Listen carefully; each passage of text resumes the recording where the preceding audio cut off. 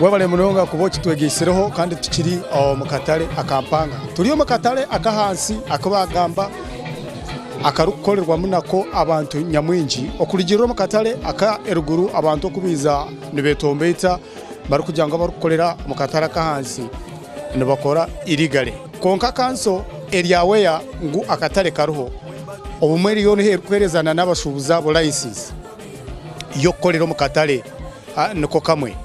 ekibuzo ninchebuza okukanso erukuba nemanyangwa katale kali irigo konka ekagarike kale kabantu bakakoleramu bamwe abashubuzi abarukorera mu katale kahango niba complaininga ngo abantu abarukorera omuliyaka katale akorukureba bo tubarukushashura na license tinkumanyaga gali amazuma oba nebishuba netwenda kubuza bamwe abantu abarukorera omukataraka tubase kumanya buzimazima ekikanso eri kugamba nicho ninga abantu ababulizo kibari kugamba nicho ninga nebishuba nibanyeta Edmond Principal Farmer deka tugende mpora tufune yo babiri bashatu tuganire nabo obumwe bakatuhereze embozi eri haside yabo aheru yakataraka akampanga akubayombekire hari hakande katale akabari kugira nguko tukarukushashura misoro enyuma yakataraka hari hakataraka kuru akarumunako abashubuzi nubo barukushobora emirimo niyemwe hari hakatale niko kamwe akaruma abantu barukushobora emisuburo niyemwe kandi akataraka nibagirangwa barakakoleramu tubarukuhereza nangwa na mushoro nagumwe kandi cy'abantu barukugira ngo no kwerarikira ahabo kuba omuntu nikimwiha omakataraka hango afuma mukahansi akokorera busha ashashura rent yonka atashashwire license buzimazima rero akole sente konke cyo kihiraho tongire twashuma kandi twaganiyeho n'abarukorera mu kataraka hansi nibagira ngo nabone babiyaho license tinka amanyamazima negahi kandi bishuba byo nibiya tongire kuganiraho n'abashubuzi abo mu katale akahansi nabo batugambira enshonga ezabo amabara gange banyita Semadore ninkora mu katale akampanga New Park akakatale wa marubure urupingana cyo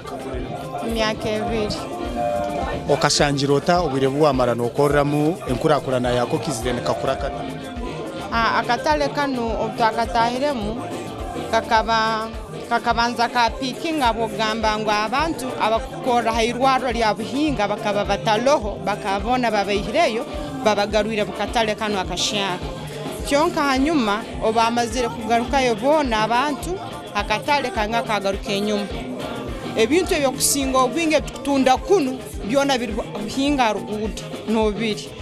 hati customer tasokurwa kuli buhinga ruguda akajagora kuno ekintu akwa buli kintu cyone cyakuba na etaga nakisanga kuli buhinga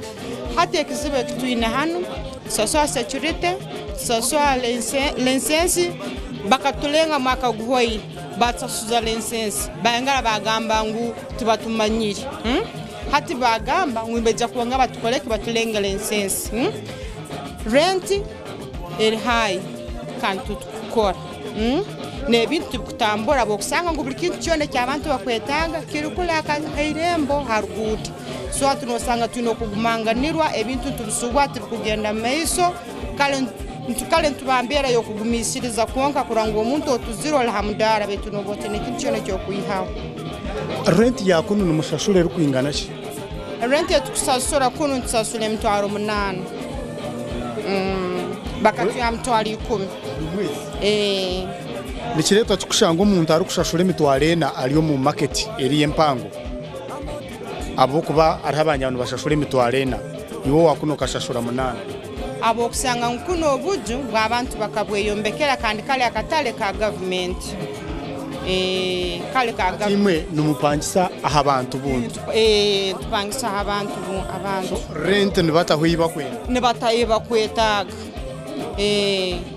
kandi umukama wakajuta kwenda kimanya ngo ekikati kikagumingire ubona abanaitaga sentence so koko bano leba kakatale wakagiranisana nakarukuli yakali modern no leba entanuso eburuhoneha akatale akakuli kalumu abantu bengi kandi kale harugude abantu nibeija bwango nibakayikira bwango betito tulikuno enyuma muno abantu tibakimanye tulikuno tulisho tibakimanyire hati nicyo kusinga ngo ebintu tukutunda kuno nibuguru abantu abakuruga mu irwaro ubuhinga hospital bakuruga buhinga abantu bona biza kuno hati kuno omuntu neja bwijayo nabona abatakimanyire kuno aliyo na maduka mazina ganje banyeta naga Iskovia nokora omukatale akampanga Mpanga new tax park akana baketa new tax park Mpanga new tax park akakatale ni mushanga mu challenges kale tukukora je ko kutwabe ko twakashangira ko kutwabe twenda bakagenda baza kututera mu tax park tukore ati biza bateka mwibiri wagati park sote kirumu nitwe tukora tukutasha je karikata okuma akashangire wagiranisa nato abantu bakaba bari mu bingi bitwa bwo butakora je abantu bafurukire bari no bagenda no bagwa muno bawo ekikubiha muneki no butakora kabangira ngo abantu abamwe bakafuruka bagaruka buhinga atabara hari akatindo no bakuturemesa gukora bakatabe midara hari yirwaro kandi tentuguza birwaro so hato owirwaro kwakwiza takahika kuno kuri ebintu byona biriyo buri kimwe cyona nagura hariya bagaruka yite tugumana tureba so kumurakigambireho na kanso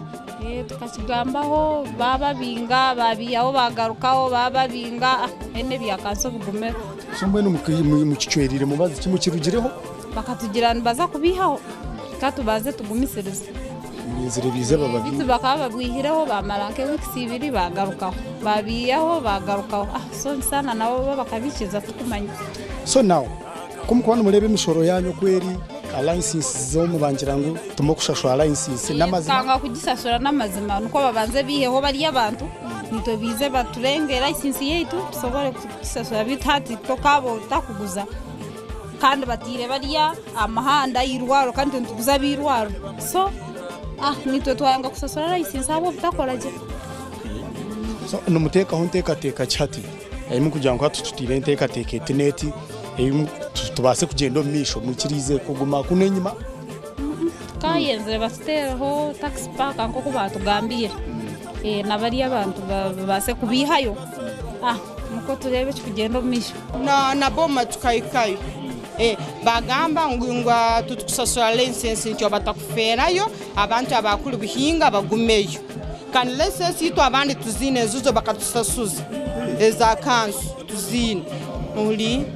kandi bangira nkunu tumukusasura license kandi license njyo tugine sombo ino license no mugishashura tukakisasura njyo nyongine abandi bakasasura abandi bakabalenga abandi tababalenga hati bagambi tona batwaraniza batwaraniza itwene arukutuleba aha TV West eje yinkwasire bangira ngo ni license ndebo Fortportal Municipal Council East Division Collection Taxpayers Bank Payment whatever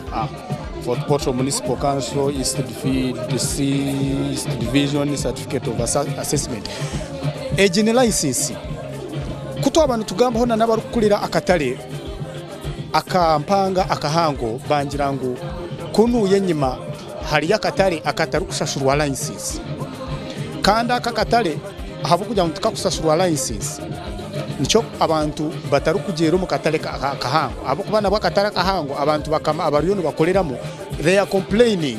ahabwo kugira ngo aba customers ne bake rent ya higuru access y'imihanda ni mike mwene ukona ni mpigiza ndabeho ni zigzaga konka kuna ikakunu kandi nagarakana ashanga yo different story abo kuba hata bashubuza bakunu already bine bipapura bya license hati ni nyebuza abari kungira ngo tubakushashura license kandi bipapura nibinyoreka ngo general license ne shashurwa which is which now kanso ya Fortportal iki ni kiha dekatwe yongereyo ahabo kubebe ibintu tunabyetegereza ntekwa kongera kugamba na kanso kumanya cyenyine kiroho ahabo kuba nyenda kumanya license yabanesha shurwa ninga etaru kushashurwa it has got some specific challenges politically. There's some politicians backing it Now, and there's some politicians who are not pro it. So we are trying to strike a balance to make sure that the market is what? Is removed. But now, when we remove it, where do we put those people? We need first plan for them because they are also residents of Kabarole, they are also Ugandans, they are also looking for survival. So when we decide to break that market off, we need to make sure that these people are settled. So we are still working on the settlement plan, those people settled. And we finally assess them because the market is illegal. As a chief, I have not had any permission to have those people licensed until council sits and makes a resolution to license them or to remove them. See, now the onus lies with the municipal council to give us a direction how to handle such a matter. However, it is still remaining a challenge because the same people, they have the same machines as this one, the same businesses, but what disturbs these people, why they behave the way they're behaving, they are paying rent, monthly rent, they are paying dwelling leases. And their counterparts there, they are not paying any according to council. And yet they enjoy the same services. So the money they pay these people is the same money that is used to give the same people services. So that's why you see they're behaving the way they're behaving. And now when you go to enforce the law, you see there is no balance. How do you harass the person in this market who is trying to pay rent and you leave the person who is not paying rent? Wabale munonga kubo kitwegesereho kandi buzimazima twasimakire kwa tuhereza twakunda munonga kushangana tuhereza obwire tukabasa okwiseho Kabarole turiyo muri Kabarole tuzakubantu gikuletera okumara esabiti yona abantu nyamwinji nibaza kubana begambirira bari kutushobora emirimo yabo okwera kutambura aha ahunyemerire ndiyo mu misho agakatare akampanga market wabano ukarebo mu background akana katare kampanga market akutusibire tutayayire turi kuganira nabo bari kutugambira bimwe ha bintu eba kubana byenda bikorwe turi kureba inshonga z'abantu na munonge ziri kubashasha